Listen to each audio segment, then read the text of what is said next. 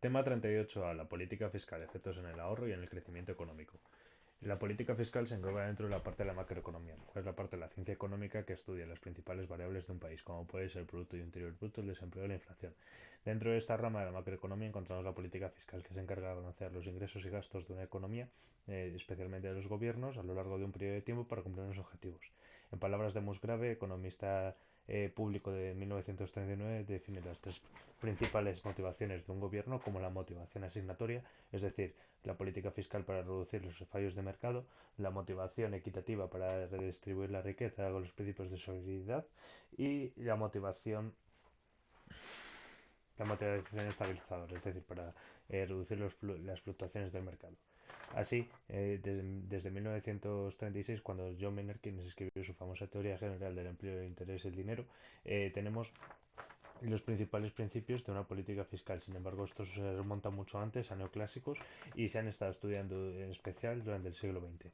Podemos destacar en los últimos años cómo tras la COVID-19 los efectos de los fondos EU Next Generation han sido verdaderamente controversiales.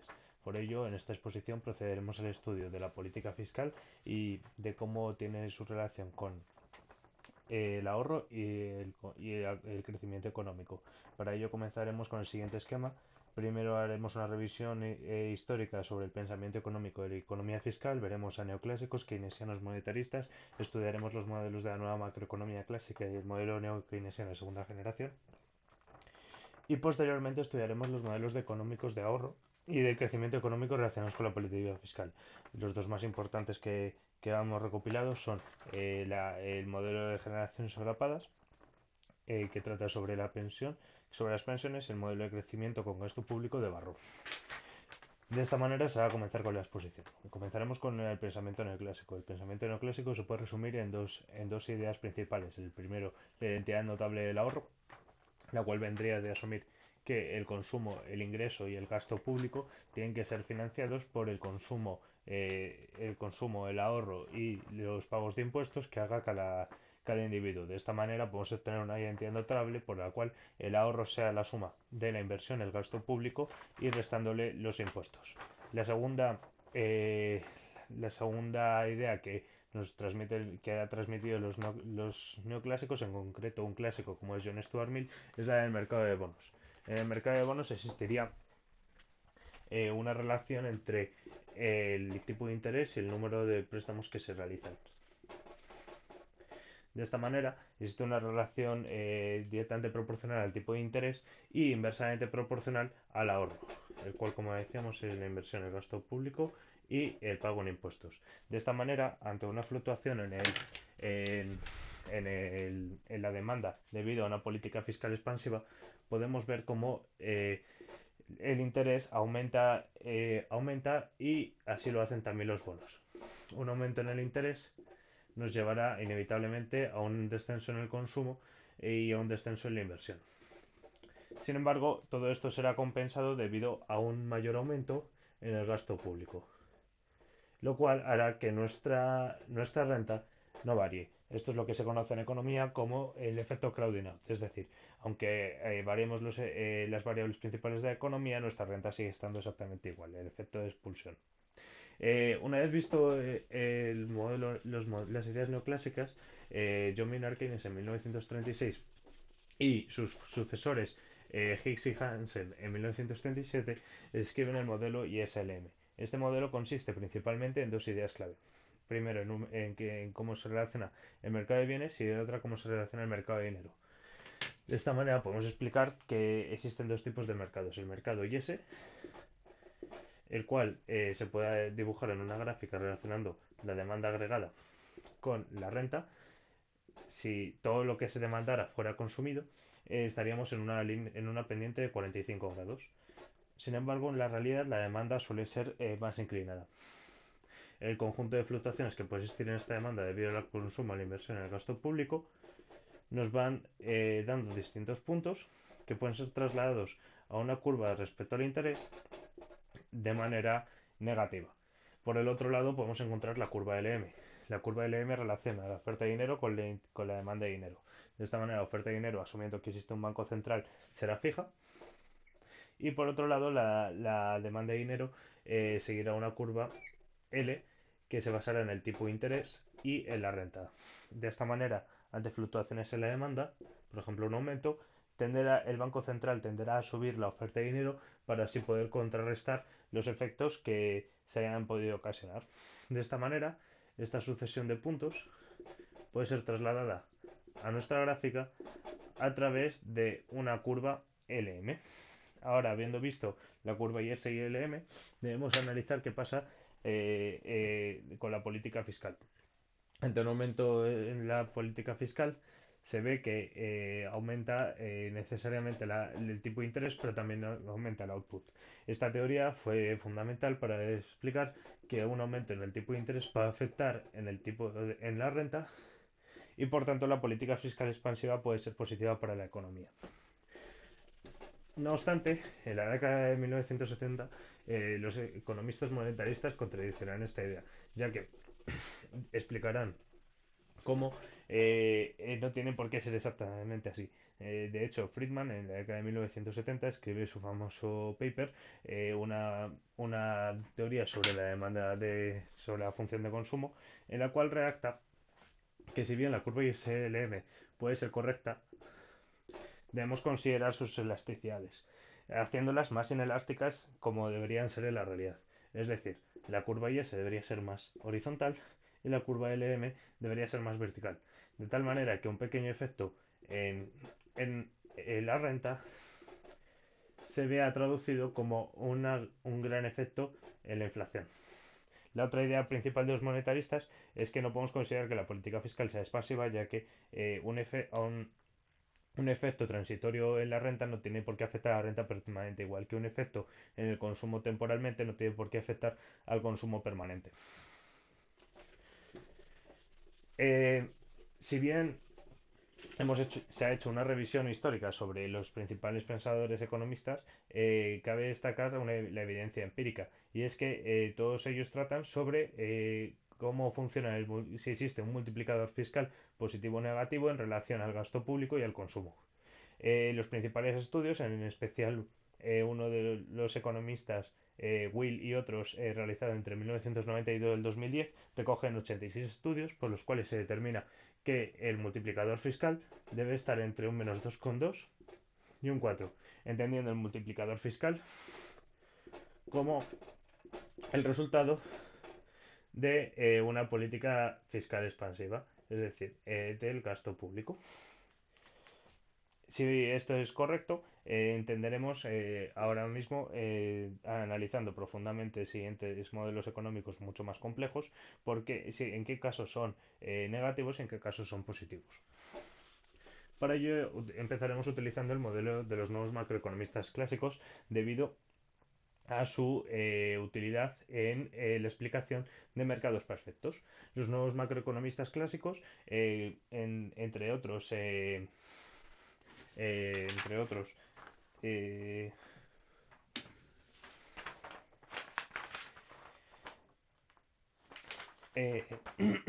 eh, Prescott y otros, en 1982 redactan su famoso paper Hora de realizar fluctuaciones económicas. Y nosotros utilizaremos para esta exposición la teoría de Sims del 2015, ya que su modelo aplica variables que afectan en la política fiscal, como son las subvenciones y los pagos de impuestos. Un modelo de ciclo real es un modelo dinámico de equilibrio general estocástico. Esto significa tres cosas. Primero, que vamos a encontrar un equilibrio general que es estocástico y que además asume un factor de intertemporalidad basado en expectativas. De esta manera tendríamos tres agentes: el consumidor, el cual quiere maximizar su consumo, su ocio y el mayor número de subsidios al mínimo pago de impuestos, sujeto a que debe a que todo su consumo, su adquisición de capital o de activos y su compra de bonos debe estar sujeta a su salario, su rentabilidad, su depreciación de sus bienes, más su la pérdida, no, más su ganancia en los bonos del año anterior, más lo que gane por los impuestos, menos lo que tenga que pagar de impuestos. Las empresas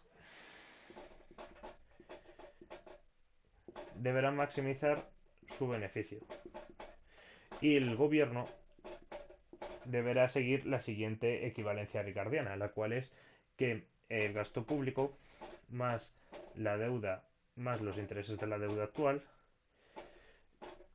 deberá ser igual a todo lo que se gane en impuestos más la deuda en el periodo siguiente menos el de este periodo. Es decir, o bien los ingresos del Estado se financian a través de impuestos o se financian a través de deuda. Y aquí quiero hacer una breve mención a la equivalencia ricardiana y explicar cómo una idea de finales del siglo XIX, como fue la de David Ricardo, y que fue traída a mediados del siglo XX, en la década de 1970, a través del economista Barro, indica que existe una evidencia para creer que da igual en qué se financie, de qué manera se financia el gasto público, si bien a través de impuestos o bien a través de deuda.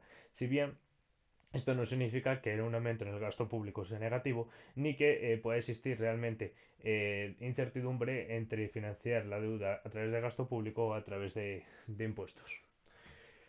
Por ello, vamos a analizar qué ocurre ante un aumento en el gasto público. Y es que, como vemos, si hacemos las condiciones de primer orden de esta restricción presupuestaria, encontramos que los términos de subsidios e impuestos se eliminan al ser constantes. De esta manera, vemos cómo existe una indiferencia del consumidor a la hora de maximizar su utilidad en función de los impuestos.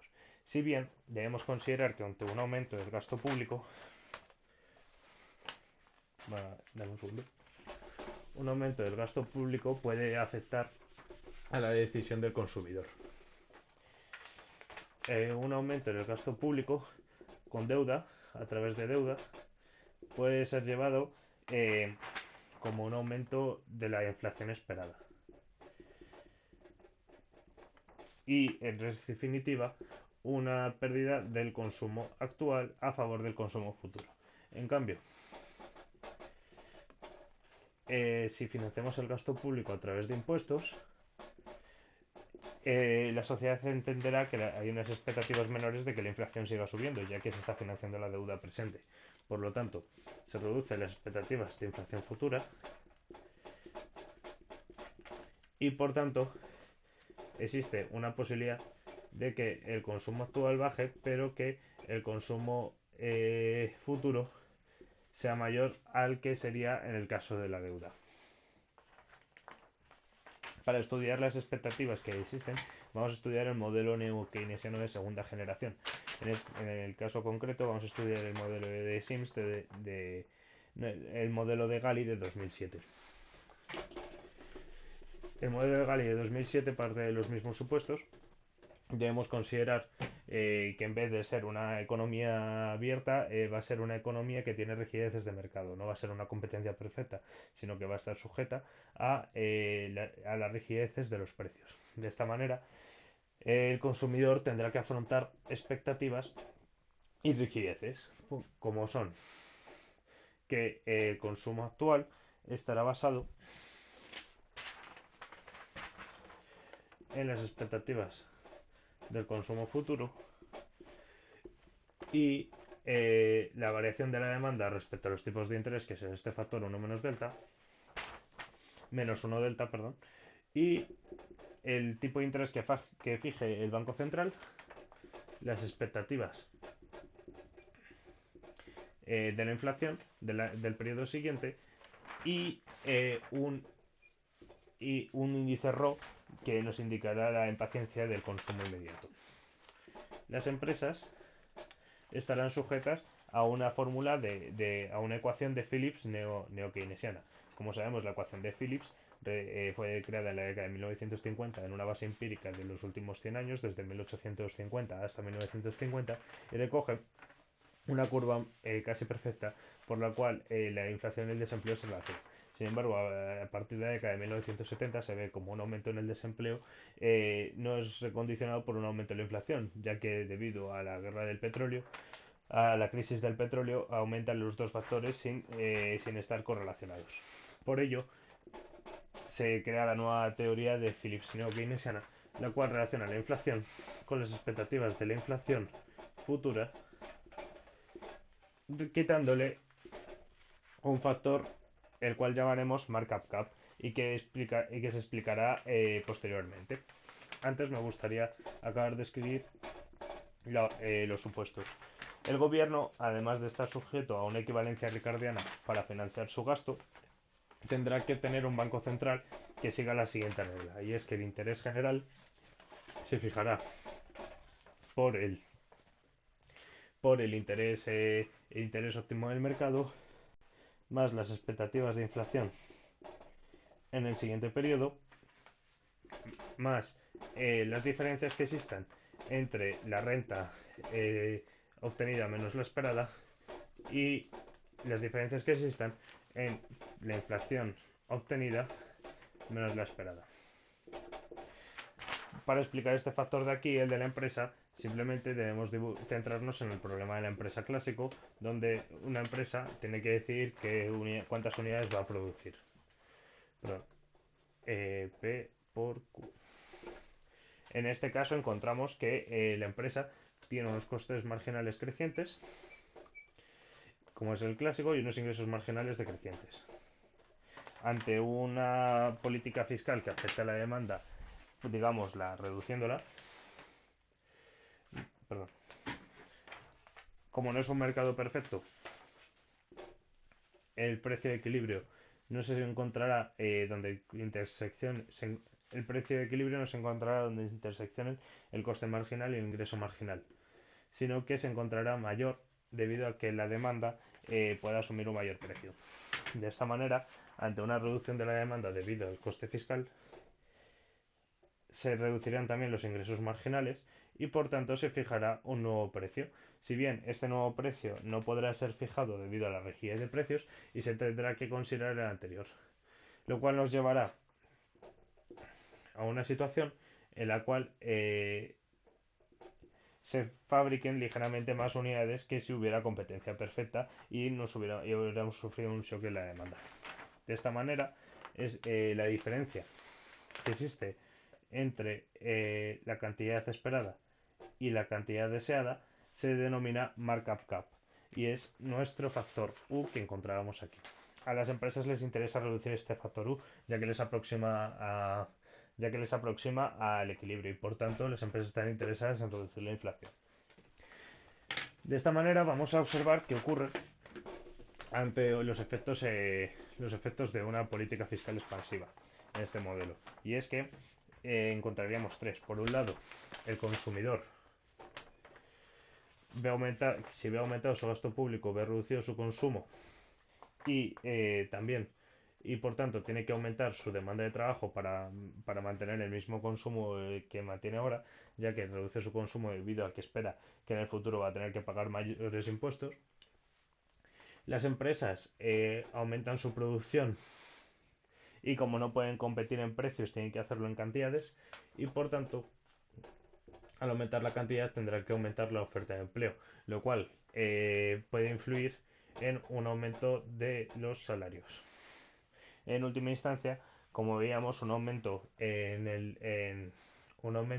en la cantidad puede reducir este markup cap, lo cual puede producir que se baje la inflación y por tanto ocasionar un aumento de la inflación y por tanto ocasionar un aumento en el tipo de interés del Banco Central. De esta manera, así se interactuarían los tres agentes ante una política fiscal expansiva. Sin embargo, nos quedaría por ver cuál es la evidencia empírica de todo esto. Y es que hay distintos factores que pueden influir positiva o negativamente a la existencia a los efectos de la política fiscal. Los efectos de una política fiscal pueden ser positivos si estamos en una época de recesión o si nos encontramos ante un factor de rigidez de precios reduciendo el markup cap que hablábamos anteriormente que puede afectar a la inflación. En contra, podemos ver que según la evidencia empírica, la política fiscal puede afectar negativamente si los bancos, si hay un buen sistema bancario, si hay una economía abierta y sobre todo si existe un comercio abierto o si los tipos de cambio son flexibles. En especial también puede afectar de manera negativa si estamos en una fase expansiva. Y por ello también la evidencia empírica nos dice que la política fiscal que mejor funciona es la que funciona anticíclica al mercado. Es decir, en fases expansivas reducir la política fiscal y en fases recesivas aumentar la política fiscal. Ahora profundizaremos sobre los conceptos de los efectos en el ahorro y en el crecimiento económico. Para ello hemos traído dos modelos económicos. Primero comenzaremos hablando sobre cómo afecta en el ahorro económico. Y es que estaremos de acuerdo en que hemos visto que se puede afectar mediante impuestos a la renta o mediante subsidios en el futuro. Subsidios en el presente, como son el desempleo o el salario mínimo vital. Sin embargo, no hemos visto subsidios en el futuro, como son el sistema de pensiones. Para ello, se va a proceder a exponer el modelo de generaciones solapadas. El modelo de generaciones solapadas consta de dos agentes, un consumidor joven y un consumidor viejo. Ambos quieren maximizar su utilidad de consumo a lo largo de su vida. Lo que pasa es que el consumidor joven puede trabajar, consumir y ahorrar, mientras que el consumidor viejo solo puede consumir y utilizar sus ahorros del pasado. De esta manera existe una maximización de la utilidad del consumidor que debe estar basada en una igualdad entre su consumo actual y su consumo futuro. Por lo tanto, el consumidor intentará maximizar su consumo cuando sea joven y maximizar su consumo cuando sea viejo, aplicando un factor de intertemporalidad claramente quitándole la tasa de descuento correspondiente. Esto estaría sujeto a que todo el consumo tenga que estar traído al presente y por tanto el consumo actual más el consumo futuro descontando una tasa de descuento del interés tiene que ser igual al ingreso en el presente más el ingreso del futuro trayéndolo al presente. Por ello, podemos determinar dos consecuencias principales. La primera, que un aumento en el ingreso tiene que aumentar el consumo y en última instancia aumentar el ahorro que existirá en el futuro. Y otra circunstancia es que un aumento en los tipos de intereses puede afectar negativamente en lo que se ahorre en el futuro, ya que hará que el dinero valga menos en el futuro y por tanto sea más necesario gastarlo en el presente. Vamos a ver en este modelo de generaciones solapadas qué ocurre ante los distintos efectos de política fiscal. Primero veremos si no hay una política fiscal. Vemos como el consumidor tiene que todo lo que su consumo será igual a todo lo que ingresa menos lo que ahorra, y en el siguiente periodo todo su dinero dependerá de lo que haya ahorrado más los intereses que haya recibido en el siguiente periodo a lo largo de su vida. Por otro lado, vemos que puede haber un sistema de capitalización, el cual es un sistema también conocido como la mochila austríaca y que se da en países como Chile, donde se obliga a la población a ahorrar parte de sus ingresos de forma privada. De esta manera, el consumo sería reducido por un factor tau de impuestos de la renta menos la parte que se ahorra, y el consumo en el futuro dependerá de la tasa de ahorro más el rendimiento del mercado más los ahorros que se hayan obtenido por el rendimiento del mercado. De esta manera vemos cómo el impuesto de ahorro y el ahorro en sí son perfectamente sustituibles. Es decir, no hay consecuencias de que exista un impuesto y por tanto vemos como la única consecuencia que hay es que el gobierno fije un impuesto demasiado elevado que pueda perjudicar a los ciudadanos. Por otro lado, encontramos un efecto como sería el de España, en el cual hay un sistema de pensiones. En un sistema de pensiones clásico existiría en un sistema de pensiones clásico vemos como el consumidor presente tiene el mismo problema, que es que tiene que pagar impuestos ahora sobre su renta actual y destinar parte al ahorrado, pero en su futuro tiene que tener en cuenta otros factores que no influyen directamente a su renta actual, como por ejemplo es el crecimiento poblacional, el crecimiento de la economía o respecto a lo que haya aportado y por otro lado lo que él haya conseguido ahorrar. De esta manera vemos como aquí ya no son perfectamente sustitutivos y vemos que la política fiscal tiene un gran efecto sobre la tasa de crecimiento natural y la tasa de crecimiento económico. De esta manera, si la política fiscal afecta negativamente y debido a la larga longevidad de estos periodos, puede hacer que se produzca un efecto negativo, como por ejemplo puede ser la generación del baby boom, que ahora mismo ve peligrar su aportación en las pensiones. Por último, vamos a acabar esta exposición hablando, donde se va a hablar sobre cómo afecta el crecimiento económico respecto a la política fiscal. Para ello hemos traído el modelo de Barro de 1990. El modelo de Barro de 1990 sobre el crecimiento constante habla sobre cómo la aportación del gobierno puede tener influencia sobre la renta. Para ello, lo vamos a agrupar como un factor de producción más. Es decir, va a estar el factor tecnológico, va a estar la aportación del capital y va a estar el gasto público, en una forma cooptarlas.